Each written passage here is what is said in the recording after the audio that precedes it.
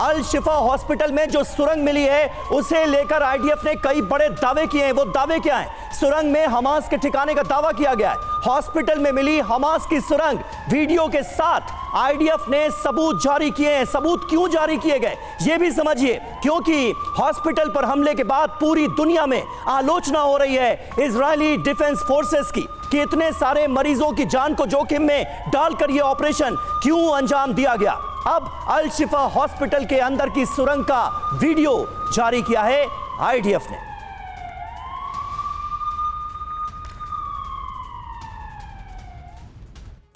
तो आइए अब देखते हैं कि जो सुरंग को लेकर इजरायली फोर्स ने और क्या दावा किया है। वीडियो फुटेज बकायदा सामने आया है। अल शिफा अस्पताल में टनल, एक शेड के नीचे टनल का रास्ता मिला, एंट्री पॉइंट। टनल में कई हथियार और विस्फोटक भी मिले हैं। टनल के अंदर हमास के व्हीकल भी मौजूद थे।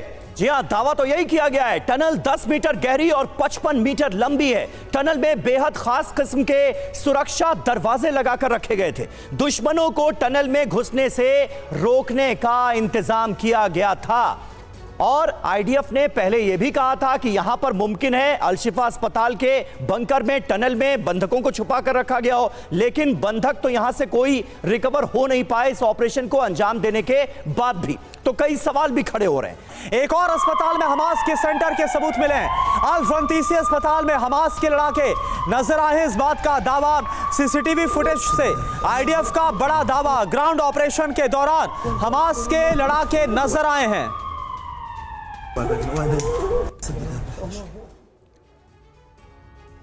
संजय सॉय साहब, आप भी इन तस्वीरों को बड़े गौर से देख रहे थे, मैं आपको देख रहा था। दोनों ही तस्वीरें जो आईडीएफ की तरफ से जारी की गई हैं, जो सवाल इजरायली डिफेंस फोर्सेस के ऊपर खड़े हुए कि भाई अस्पताल के अंदर दाखिल होकर आप इतने मरीजों की जान ले रहे हैं, इतने बड़े ऑपरेशन को अंजाम दे रहे हैं इस बिना पर कि हमास के सेंटर्स यहां पर हो सकते हैं, ये दोनों वीडियोस क्या उन सवालों का जवाब देते हैं? नहीं, बिल्कुल। देखिए, ऐसा है कि ये दोनों तरह से आरोप प्रत्यारोप लग रहे हैं, क्योंकि जो फिलिस्तीनी मीडिया या हमास का जो मीडिया है वो कह रहे हैं ये प्लांट किए गए हथियार वगैरह। मैं मानता हूँ हथियार प्लांट कर सकते हैं, लेकिन टनल तो प्लांट नहीं की जा सकती। इसके अलावा जो उनका हेडक्वार्टर है वो तो प्लान नहीं किया जा सकता। या अंदर से जो फायरिंग की आ रही थी वो क्या मरीज कर रहे थे या वो डॉक्टर कर रहे थे फायर।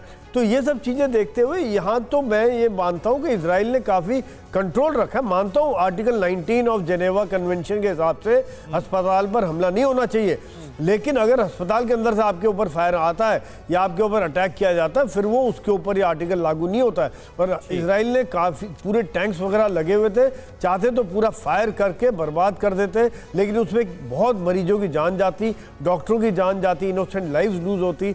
अभी काफ़ी कंट्रोल से इन्फेंट्री के द्वारा रिस्क लेते हुए ऑपरेशन किया, इसी वजह से धीरे धीरे ऑपरेशन चल रहा है। अभी तक भी सर्च पूरी नहीं हुई है, क्योंकि एक एक कमरे को एक एक देख के कहीं आईडी ना लगाओ, और हथियार छुपाने के बहुत तरीके होते हैं। जैसे हमारा मशीन के पीछे छुपा दिया, एक्सरे के पीछे छुपा दिया, तहखाने में छुपा दिया, बहुत जगहों पे हथियार छुपाए हुए। तो ये मैं मानता हूँ कि काफ़ी इसमें